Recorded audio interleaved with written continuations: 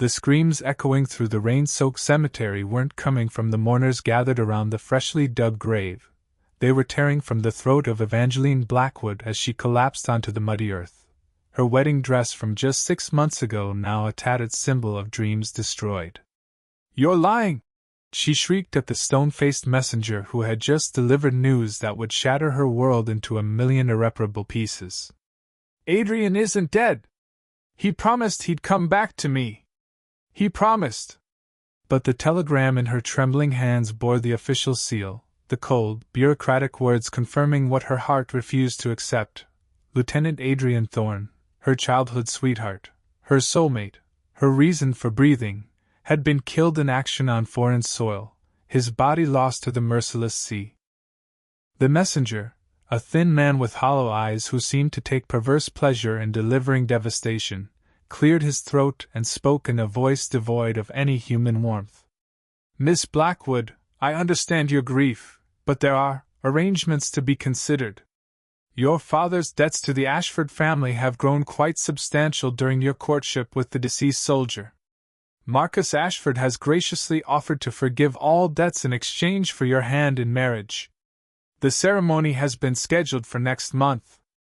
Evangeline's world tilted on its axis as she realized the true horror of her situation. Not only had she lost the love of her life, but she was being sold like cattle to settle her father's gambling debts to a man she barely knew and instinctively feared. Marcus Ashford was everything Adrian wasn't. Where Adrian had been warm sunlight, Marcus was winter's shadow. Where Adrian had been laughter and tenderness, Marcus was calculation and control. When he arrived at the Blackwood estate 3 days after the funeral, Evangeline was struck by how his pale blue eyes seemed to catalogue every detail of his soon-to-be acquisition. "My deepest condolences on your loss, Evangeline," he said with practiced sympathy that never reached his eyes. "I know this is a difficult time, but I want you to know that as my wife, you'll want for nothing. I'll provide for you in ways that soldier boy never could have." The casual dismissal of Adrian's memory ignited a fire in Evangeline's chest, but her father's desperate grip on her arm reminded her of their impossible situation: marry Marcus or lose everything, including the roof over their heads. The wedding ceremony 3 weeks later felt more like a funeral than a celebration, with Evangeline moving through the motions like a ghost inhabiting someone else's life. As she stood at the altar in a dress that felt like a burial shroud, she whispered Adrian's name like a prayer, hoping against hope that he would burst through the church doors and rescue her from this nightmare. But the doors remained closed, and when Marcus slipped the heavy gold ring onto her finger, it felt like a shackle binding her to a life sentence of misery. "You may kiss the bride," the minister announced, and when Marcus's cold lips pressed against hers, Evangeline felt the last ember of joy in her heart extinguish forever. The first year of marriage to Marcus Ashford was a masterclass in psychological warfare disguised as domestic bliss. He was never physically violent. He was far too clever for that, but his control was absolute and suffocating. He monitored her correspondence, selected her clothing, decided which social functions she could attend, and gradually isolated her from every friend and family member who might offer her comfort or support. "A wife's place is beside her husband," he would say whenever she expressed a desire for independence, his voice honey-sweet but his eyes steel-cold. "Everything you need is right here in this house." The grand Ashford Manor, with its towering walls and barred windows, began to feel less like a home and more like an elegant prison, with Marcus as both warden and fellow inmate. But it was during their second year of marriage that Evangeline began to notice the inconsistencies that would eventually unravel Marcus's carefully constructed web of lies. Late one evening, while organizing his study as he had commanded, she discovered a locked drawer in his mahogany desk. Her curiosity, long suppressed under layers of enforced obedience, suddenly flared to life. Using a hairpin, she managed to pick the simple lock, a skill Adrian had playfully taught her during their carefree days together, and what she found inside made her blood run cold. There were letters, dozens of them, all bearing Adrian's distinctive handwriting, all addressed to her, all dated after his supposed death. Her hand shook as she opened the most recent one, dated just 3 months ago. My dearest Evangeline, I don't understand why you haven't responded to any of my letters. I was wounded, yes, but I'm very much alive and desperate to return to you. Please, my love, just one word from you is all I need to know our love still burns true. The room spun around Evangeline as the full magnitude of Marcus's betrayal crashed over her like a tidal wave. Adrian was alive, had been alive this entire time, and Marcus had been intercepting his letters, letting her believe the man she loved was dead while forcing her into a marriage built on lies and manipulation. Her grief, her suffering, her resignation to a loveless existence, all of it had been orchestrated by the man sleeping peacefully upstairs, the man who had stolen 2 years of her life and convinced her she was a widow when she was actually committing adultery every single day. The letter in her hands began to blur as tears of rage and relief streamed down her face. But she forced herself to read every word, to memorize every detail of Adrian's pain and confusion at her silence. As she delved deeper into the hidden correspondence, a pattern emerged that revealed the true depth of Marcus's obsession and cruelty. The earliest intercepted letter was dated just 1 week after their wedding, which meant Adrian had been trying to reach her almost from the moment she'd said, "I do," to another man. In that first letter, Adrian wrote of his miraculous survival after his ship was torpedoed, of his months recovering in a foreign hospital, of his desperate journey home to claim the bride he'd left behind. But there were also other documents in the drawer, communications between Marcus and a network of associates who had helped fabricate the death certificate, bribe officials, and ensure that Adrian's letters never reached their intended recipient. The conspiracy wasn't just about winning Evangeline's hand. It was about completely erasing Adrian from her life so thoroughly that she would never even think to look for him. The sound of Marcus's footsteps on the stairs sent Evangeline into a panic as she quickly but carefully returned the letters to their hiding place, her heart hammering against her ribs as she tried to compose herself before his arrival. When he entered the study, she was seated demurely in the leather chair by the fireplace, her hands folded in her lap, the picture of the obedient wife he believed he had crafted. "Still awake, my dear?" he asked with that patronizing smile that had once seemed merely annoying but now revealed itself as utterly sinister. "I was just thinking about Adrian," she replied carefully, watching his reaction. "It's been 2 years, but sometimes I still dream about him." For just a moment she caught a flicker of something, satisfaction, perhaps, or cruel amusement, cross his features before he resumed his mask of sympathetic concern. "Grief takes time to heal, darling. But you have a new life now with me. Perhaps it's time to let go of the past completely." That night, as Marcus slept beside her, Evangeline stared at the ceiling and formulated a plan that would require every ounce of cunning and courage she possessed. She couldn't simply confront Marcus with her discovery. He was too powerful, too well-connected, and too dangerous. If she revealed what she knew too early, he might eliminate Adrian permanently or find a way to have her declared mentally unstable, a convenient solution that would remove her as a threat while maintaining his reputation. No, she needed to be strategic, patient, and above all, she needed to find a way to contact Adrian without Marcus's knowledge. The woman who had once been naive enough to trust in love and happy endings was gone, replaced by someone harder, smarter, and infinitely more determined to reclaim her stolen life. Over the following weeks, Evangeline became a student of deception, learning to mirror Marcus's own tactics while maintaining the facade of the devoted wife he expected her to be. She began volunteering at the local hospital, a perfectly acceptable activity for a wealthy man's wife. But her real purpose was to gain access to the telegraph office nearby. During her lunch breaks, she would slip away and send carefully worded messages to military contacts, trying to locate Adrian without revealing her true identity or situation. The responses were frustratingly vague at first, but gradually she began to piece together his current location. He was stationed at a military base just 200 miles away, close enough to reach her but far enough to explain why her lack of response had prevented him from simply appearing at her door. The most heartbreaking discovery came when she finally managed to send a coded message directly to Adrian through a sympathetic telegraph operator who owed her late mother a favor.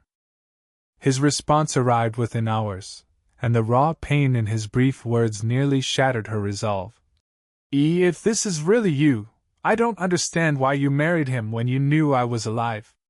Did our love mean so little? I've been waiting, hoping, dying a little more each day. If you're truly happy with him, I'll disappear forever. Just tell me the truth. The realization that Adrian believed she had willingly abandoned him for Marcus's wealth added another layer of urgency to her mission.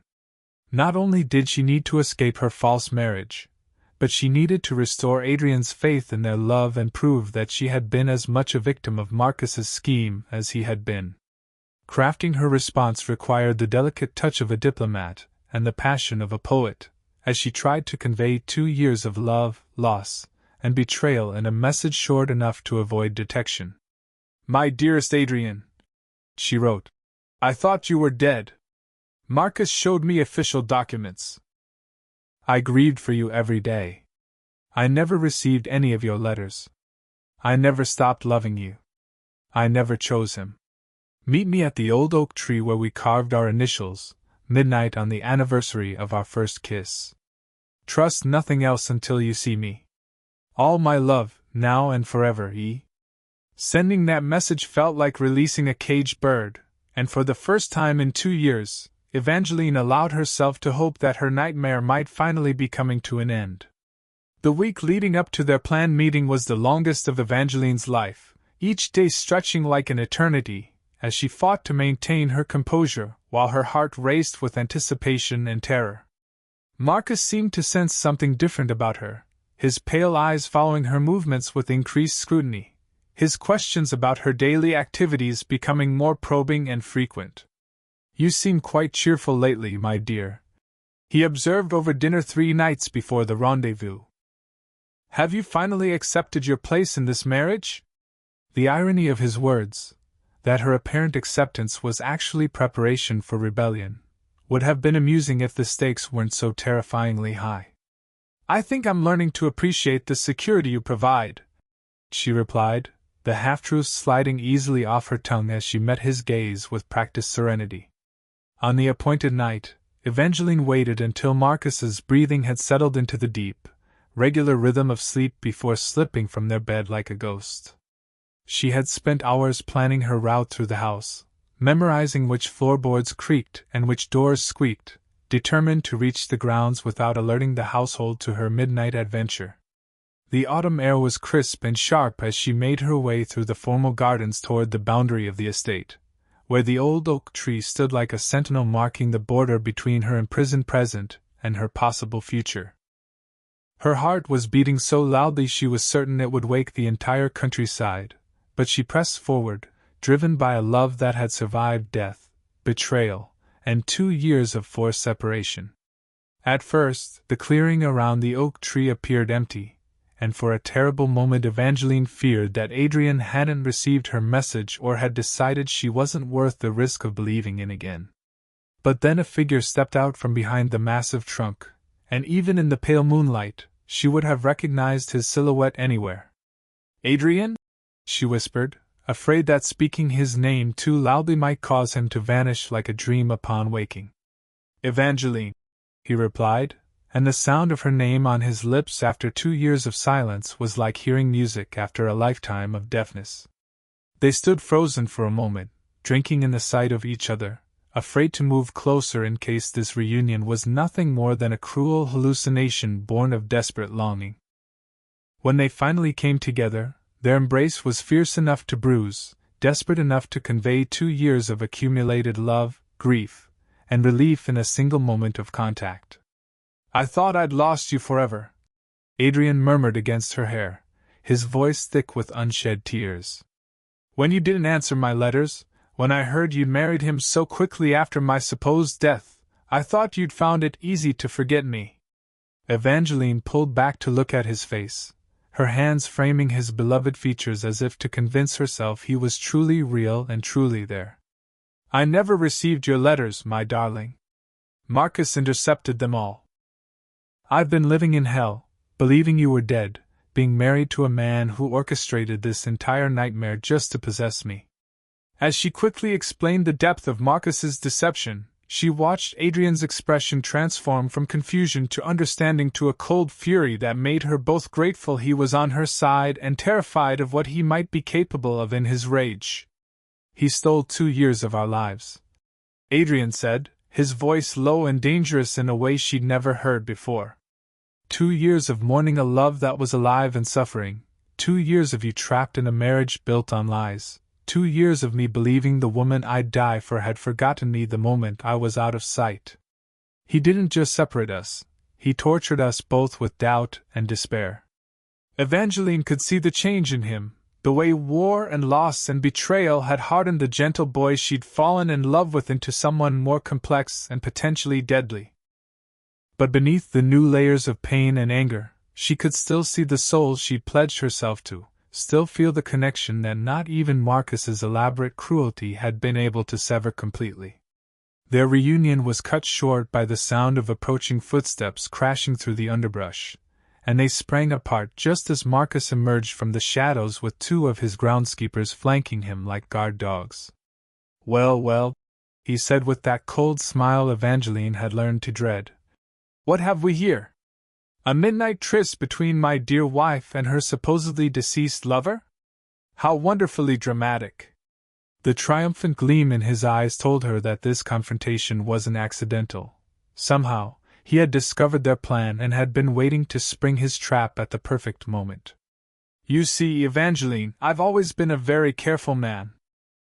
Did you really think you could send secret messages and slip away in the night without my knowledge? I own half the people in this town, including the telegraph operator who's been reporting your activities to me for weeks. Adrian stepped protectively in front of Evangeline, his hand moving instinctively to where his service weapon would have been if he'd come prepared for a fight instead of a lover's reunion. So you're the puppet master who's been pulling the strings, he said, his voice steady despite the obvious disadvantage they faced. Did you enjoy watching us suffer? Was it worth destroying 3 lives just to possess something that was never yours to take? Marcus laughed, a sound devoid of any genuine humor that sent chills down Evangeline's spine. Oh, but you're wrong about that, Lieutenant Thorne. Evangeline is mine, legally, morally, and in every way that matters. You're the interloper here, the ghost who should have stayed dead instead of returning to complicate my perfectly ordered life. Your perfectly ordered life built on murder and fraud. Evangeline interjected, finding her voice and her courage as she stepped up beside Adrian. I found the letters, Marcus. All of them. And the documents proving you fabricated Adrian's death certificate. And the records of payments to officials who helped you carry out this elaborate charade.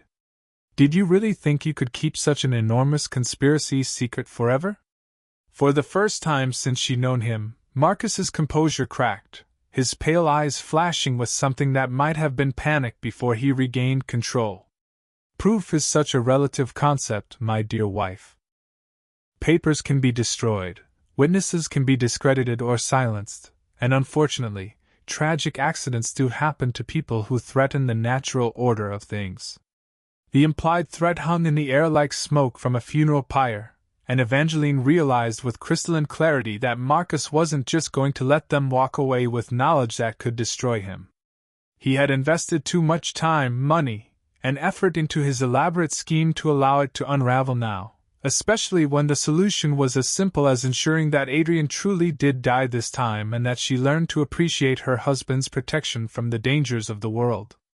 You can't kill us both and expect no one to ask questions, she said, hoping her voice sounded more confident than she felt.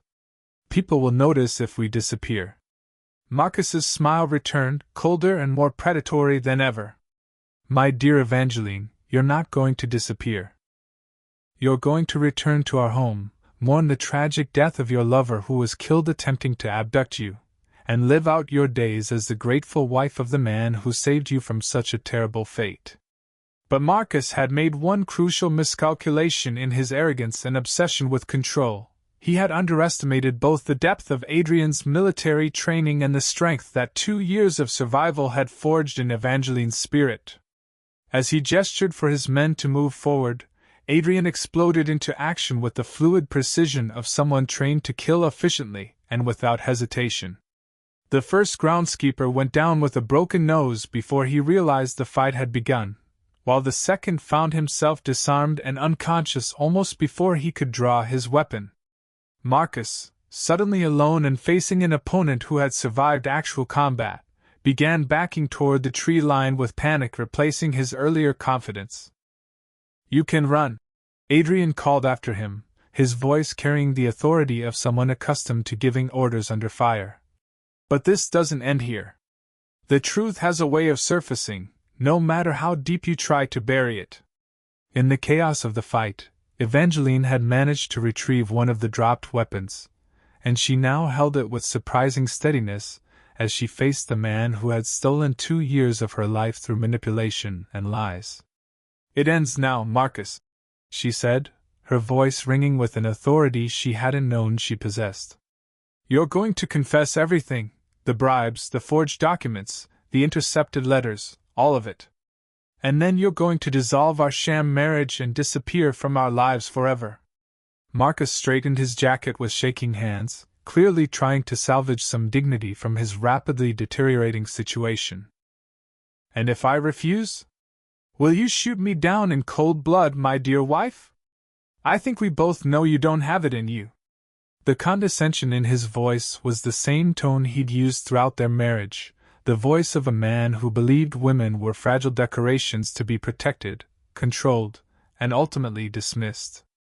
"You're right," Evangeline said calmly, lowering the weapon slightly. "I probably couldn't shoot you in cold blood. But I don't need to."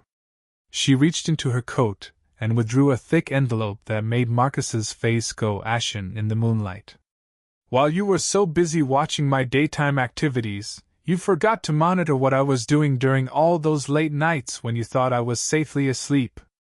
I've spent the last month copying every document in your desk, photographing every letter, and gathering testimony from some very interesting people who were happy to talk once they understood the full scope of your crimes. This envelope contains everything the authorities would need to convict you of fraud, bribery, conspiracy, and about a dozen other charges that would see you spending the rest of your life in prison." The transformation in Marcus was immediate and complete. The confident predator became a cornered animal, his pale blue eyes darting between Evangeline, Adrian, and the envelope that contained his destruction. "What do you want?" he asked, his voice barely above a whisper. "Money? I can pay you enough to disappear forever and never speak of this again." Adrian moved to stand beside Evangeline, their shoulders touching in a show of united front that spoke louder than any words could have. "We don't want your money," he said firmly. "We want our lives back. All of them, the 2 years you stole, the future you tried to destroy, and the truth you buried under your lies." What followed was perhaps the most satisfying conversation of Evangeline's life as she and Adrian laid out their terms with the precision of experienced negotiators who held all the cards. Marcus would publicly confess to faking Adrian's death and forcing the marriage through fraud. He would provide compensation to Adrian for the financial and career losses he had suffered due to the false death certificate. He would transfer a substantial portion of his wealth to Evangeline as recompense for 2 years of psychological abuse and false imprisonment. And most importantly, he would leave the country permanently, never to contact either of them again for any reason whatsoever. The alternative, Evangeline concluded with steel in her voice, is that we take this evidence to the authorities tomorrow morning and let justice take its natural course. Choose quickly. My patience for your presence has reached its absolute limit." The dawn was breaking over the horizon as Marcus finally signed the last of the legal documents Adrian had somehow procured during the night, his signature sealing his confession and their freedom with equal finality. As he gathered his belongings for his immediate departure, he looked at Evangeline with something that might have been genuine regret. "I did love you in my own way," he said quietly. "I thought I could make you happy, that you'd eventually see what I could provide that he couldn't. Evangeline met his gaze without flinching, her voice steady and final. Love doesn't steal and manipulate and lie. Love doesn't cage what it cherishes or destroy what threatens it. What you felt for me wasn't love, Marcus. It was obsession, possession, and control. Real love sets people free to choose, even if they might choose someone else. 6 months later, Evangeline stood in the same church where she had married Marcus, but this time the ceremony was flooded with sunlight instead of shadow, filled with joy instead of despair, and witnessed by friends and family who had gathered to celebrate love triumphant over deception. When the minister asked if anyone objected to their union, the silence was profound and peaceful, broken only by the sound of birds singing outside the stained glass windows. Adrian's hands were warm and steady as he slipped the ring onto her finger, not the heavy gold shackle Marcus had bound her with, but a simple band inscribed with the words, "Love conquers all," a promise that had been tested by fire and emerged stronger than ever. As they exchanged vows they had written themselves, Evangeline felt the last shadows of her stolen years finally lift from her shoulders. "I promise to trust in our love even when the world tries to convince me it's dead," she said, her voice carrying clearly through the hushed church.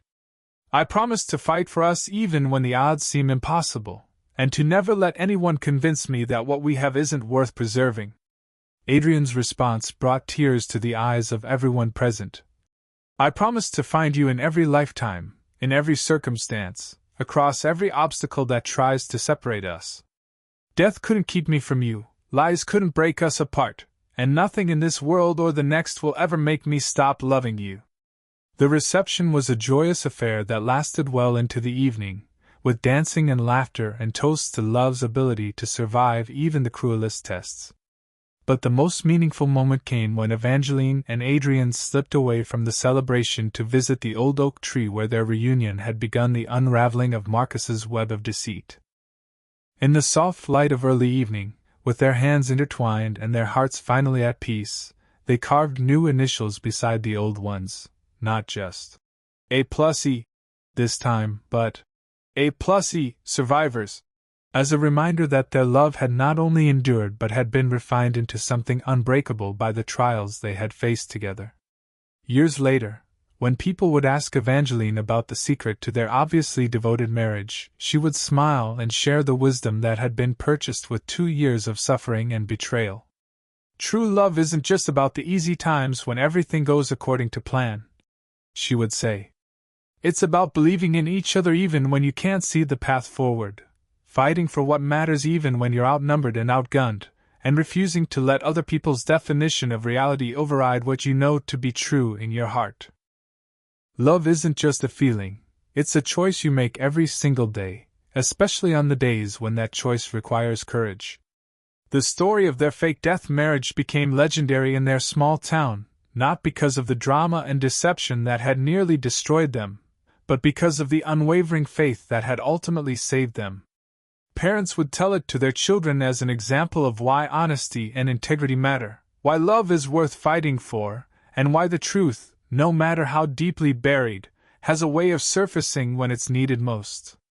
And in the quiet moments before sleep, when Adrian would hold Evangeline close and whisper how grateful he was that death itself couldn't keep them apart, she would remember that sometimes the greatest victories come not from avoiding life's battles, but from refusing to surrender even when defeat seems certain. Their love story had begun with the innocence of youth, been tested by the cruelest forms of betrayal and manipulation, and had emerged stronger, deeper, and more precious than either of them had ever imagined possible. In a world that often seemed designed to tear people apart, they had found something worth preserving at any cost, something that could survive death, deception, and the machinations of those who would use love as a weapon. They had learned that the most powerful force in the universe isn't hatred or greed or the desire to control others, it's the simple, stubborn, magnificent refusal to stop believing in love, even when the whole world tells you that your love is dead and gone forever. And so they lived, not happily ever after in the fairy tale sense, but with the deep, abiding contentment that comes from knowing that whatever storms might come their way in the future, they had already survived the worst that life could throw at them and had emerged with their love not just intact, but purified and strengthened by fire.